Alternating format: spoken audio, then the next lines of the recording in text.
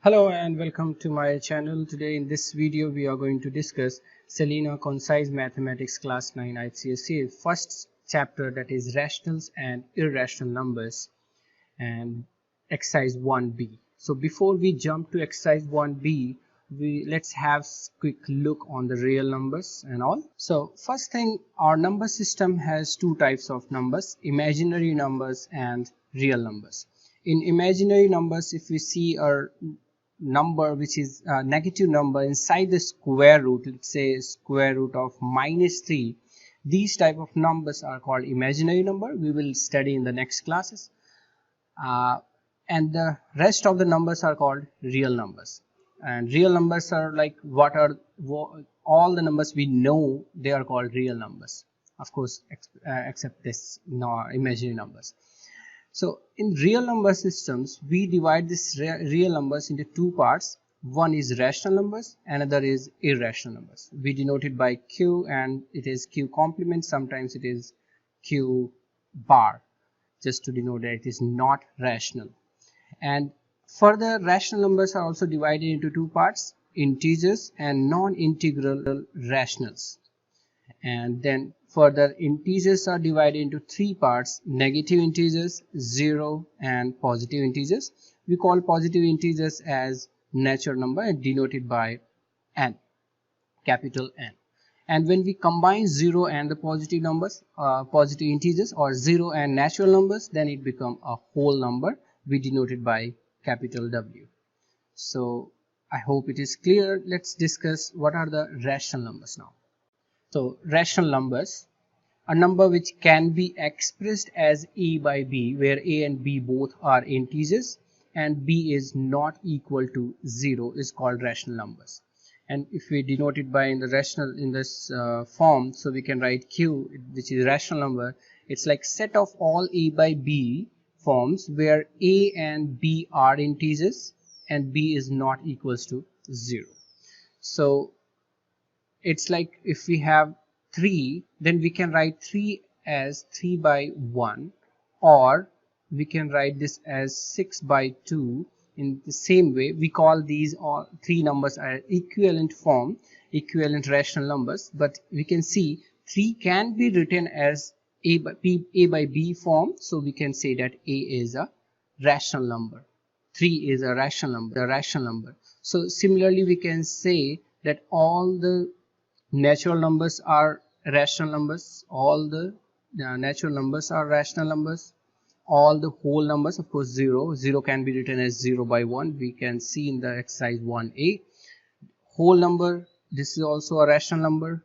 If you talk about all the fractions, all the integers, let's say integers collectively, this is also a rational number. It comes under the rational number, which we have just seen from the previous diagram. And here are some properties. If we want to compare the two rational numbers. Let's say one rational number is a by b and another is c by d. They are going to be equal if and only if the cross product a into d is same as c into b. Similarly, if we want to compare like whether which one is bigger or smaller, so a by b is bigger than c by d if a into d is greater than c into b. Similarly, if we want to search for less than, then cross product, and we can compare the number, and then we can find which is bigger. For example, 3 by 2 and 5 by 7, we don't know which one is bigger. So what we'll do the cross multiplication of these numbers. So 3 into 7 and here 5 into 2. So 3 7s are 21 and 5 into 10 is 5 into 2 is 10. And now we know that 21 is bigger than 10. That's why this is going to be bigger than that, and hence we got it from here that 3 by 2 is bigger than 5 by 7. So, and one more property, if we have a is less than b, then there is always a number which we call it as mid value, the sum of them and divide by 2. This number is always going to be between a and b. And next one is decimal numbers.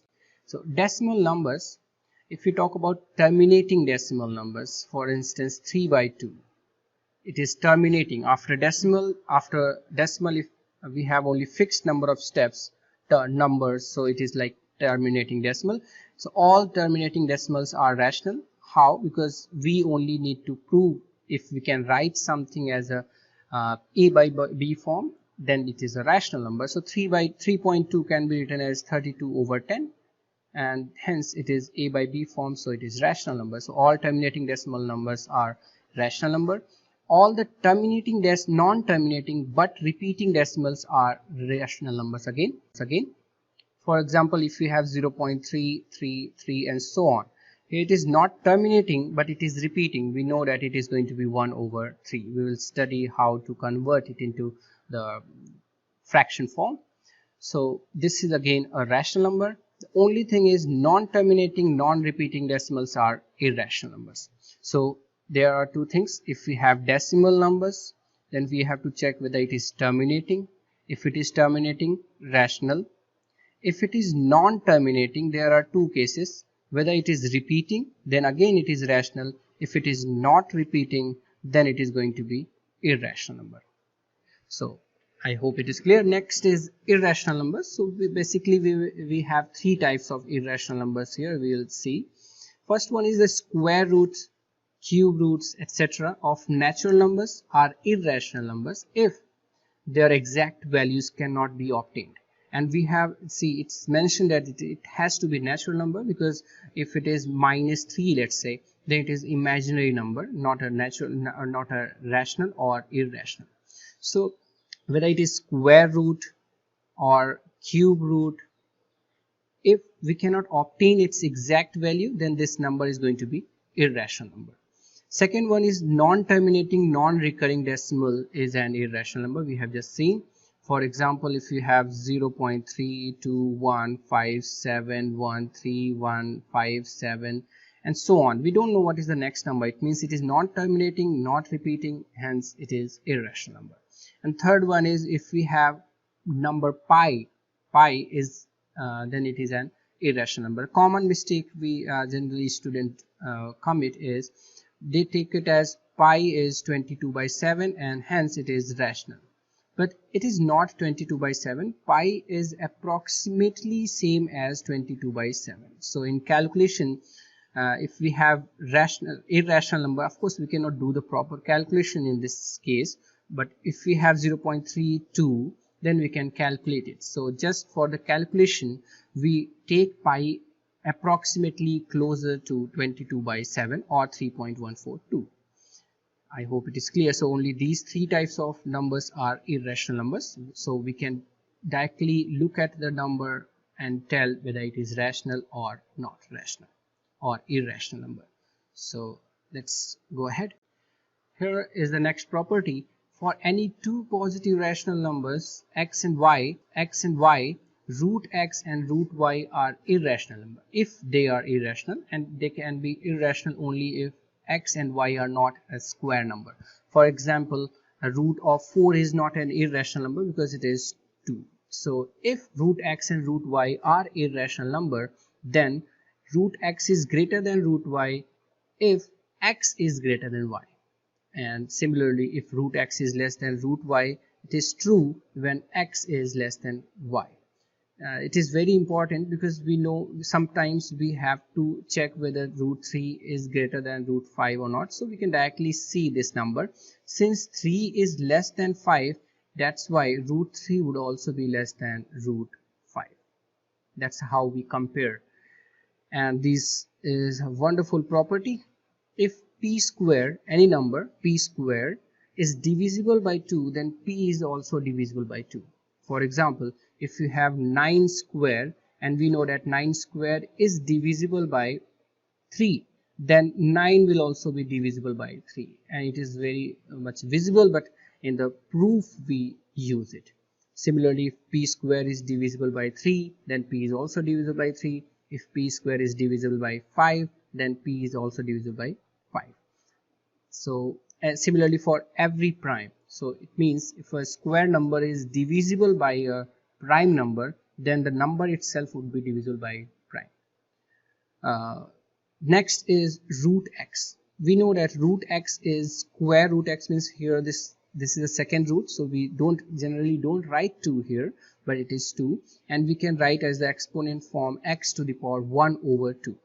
Similarly, if it is nth root of x, then we write x to the power 1 over n, and if we multiply in this power by m in the numerator and denominator, it becomes x to the power m over mn, and this equals, if we take x to the power m here, and like it's like m by mn, we can write it always as m into 1 over mn, and there is a property, exponent property, then we can collect it together like with x and then 1 over mn, and we know that 1 over anything is going to be like 1 over n is nth root, 1 over mn is going to be mnth root of x to the power m. This is important because if we want to write as the cube root as a sixth root, then we only have to multiply by the remaining part here and here as well. Like if we want to, like here we have converted this third root into sixth root, so we will multiply by 3, multiply by 2 here, so we only have to take the power 2. So if we have, let's say, fourth root of 2 and I want to make it as 16th root of something, then I have to multiply 4 by 4 to get 16. Similarly, 2 power also has to be 4, so that this become, these two are the equal. And finally, the first thing, real number is combining both rational numbers and irrational numbers. It's like a union. So if a number is not rational, it has to be irrational, and if a number is not irrational, it has to be rational. There is nothing left in between. It's not like there is a number which is not rational, there is a real number which is neither rational nor irrational number. So if you have a real number, it is going to be either rational or irrational number. So let's start with the exercise 1b. Here's the exercise 1b. I have solved already all the questions, so if in case you want the solution, you can pause this video and note it down, and I will explain the solutions. First question is, state whether the following numbers are rational or not. We only have to find whether it is rational or not. We know if a number is not containing a number, like non-terminating, non-recurring decimal, then it is going to be irrational, otherwise it is going to be rational. And here is the first question, 2 plus root 2 whole square, and if we cannot judge by just if there is a square directly. If there would not be this 2, this is going to be irrational number, because 2 is rational and root 2 is irrational. The sum of rational and irrational number is going to be irrational. So we'll use the identity a plus b whole square, and we have then we'll get 2 square root 2 square plus 2 times 2 into root 2, which is going to be 6 plus 4 root 2. And here this is the combination of rational and irrational number, hence it is going to be not rational. Similarly, for this second part, 3 minus root 3 whole square, again the identity, but here this time it is a minus b whole square identity. We opened it, we got 12 minus 6 root 3. There is again root 3. We know that irrational number, if we have a square root of cube root or any root, nth root, and the value we cannot find, then it is going to be irrational number, and hence this is going to be not a rational number. And here 5 plus root 5, 5 minus root 5, directly we cannot decide, so we have to use the identity, and we know a square minus b square is in one bracket a minus b, in another bracket a plus b. So that's what we have used here, and this is 5 square minus root 5 square, that is 25 minus 5, 20, and since it is a 20, we can write in the form of a by b, so it is rational. Or we can say that all the integers are rational, so this is rational.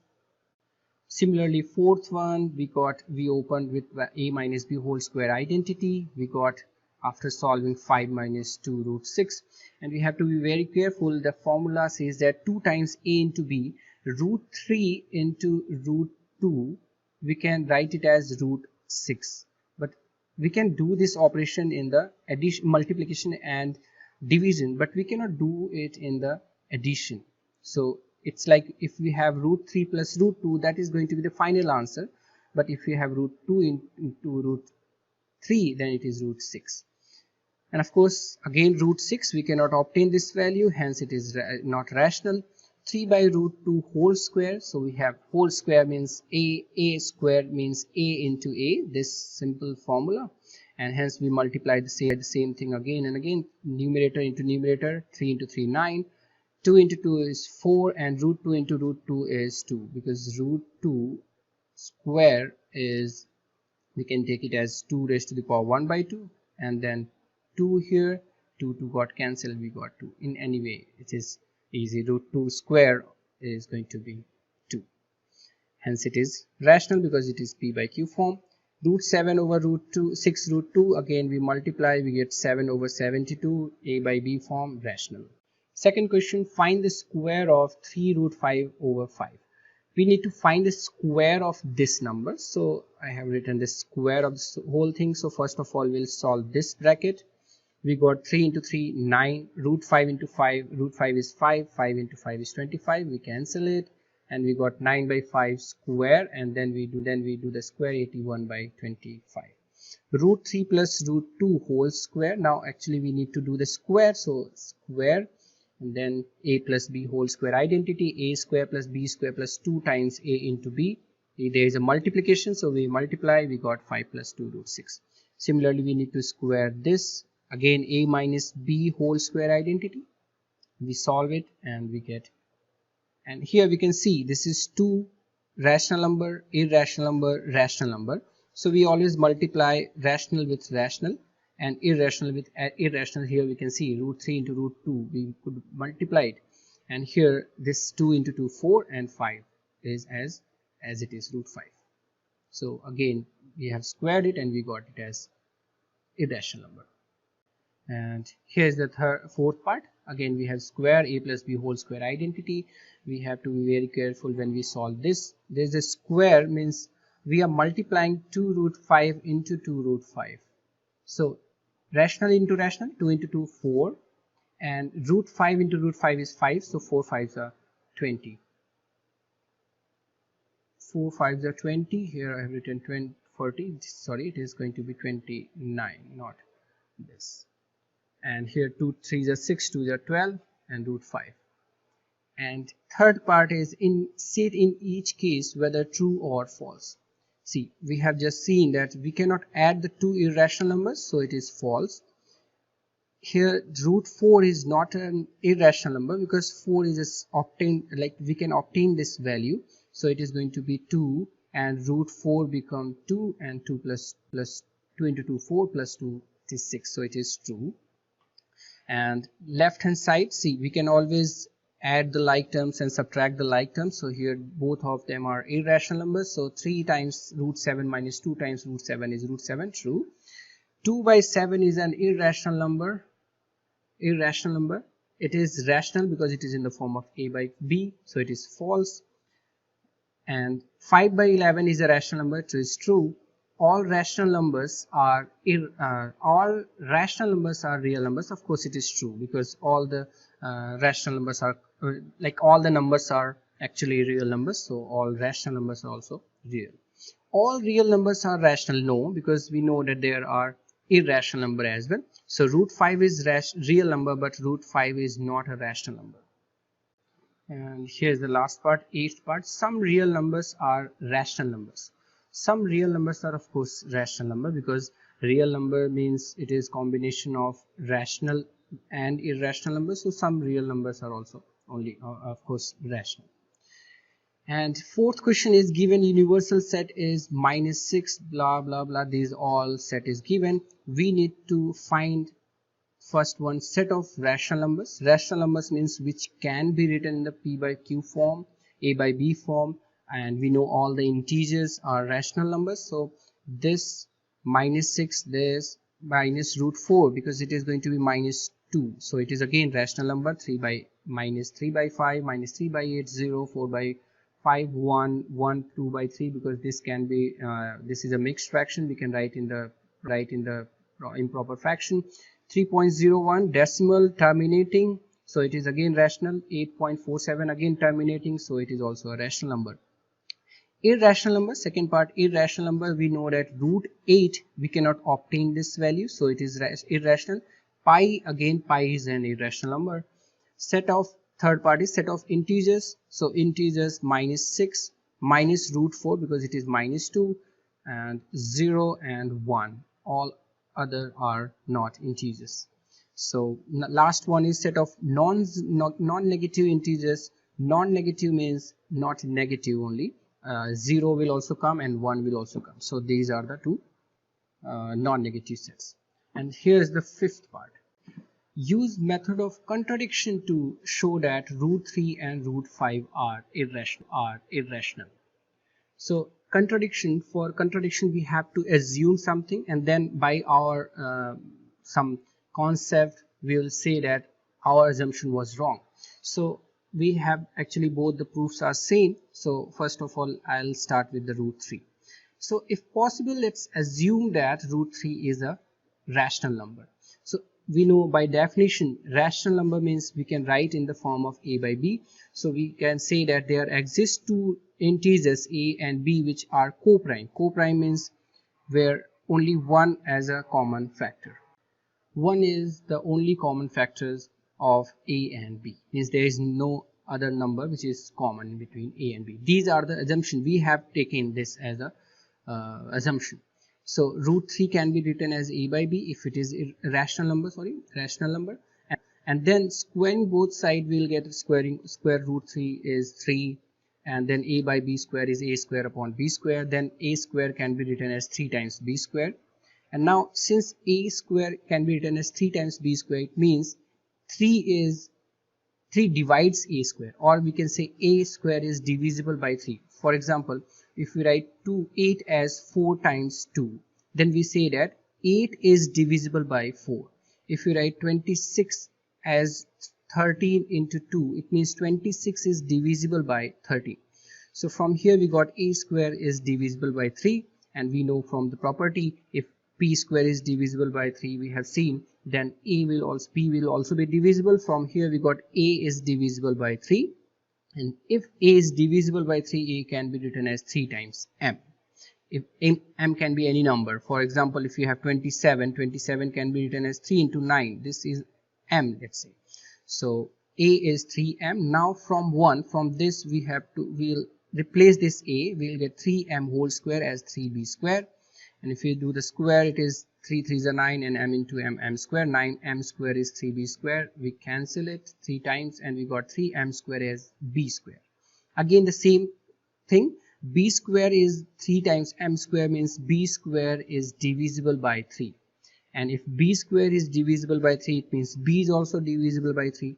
And if b is divisible by 3, it means b can be written as 3 times n. For example 54, 3 times 27. 2 times, this is not a good example. We can say 9 only. 9 can be written as 3 times 3. So 3 times n. We have taken another number here, n. So from 2 and 3 we can see, like from here we get a equals 3m, here we got b equals 3n. Means we can see that 3 is also a common factor of a and b. 3 is also a common factor of a and b, and there is a little turn. We can say like we had assumed that there is only one which is common factor of a and b. From here we got this contradiction because our assumption was that 1 is the only common factor of a and b, and hence something went wrong, and the only thing what can go wrong, our assumption. Our assumption was root 3 is a rational number. So this is wrong, which is a contradiction method. That is a contradiction method. We got our assumption wrong, and there is no possibility because we have seen that if we take these two, this gives complete real number. So if a number is not a rational number, it has to be irrational, and hence root 3 is an irrational number, and hence proved. Similarly, if we want to prove for root 5, we have to replace root 5, here we'll get 5, here we'll get 5, and then a square is divisible by 5, then everything would be as it is, and then in that case we'll get 5 as a common factor of a and b. So that's it for this video. We'll discuss the next few questions in the next video. Till then, thank you so much.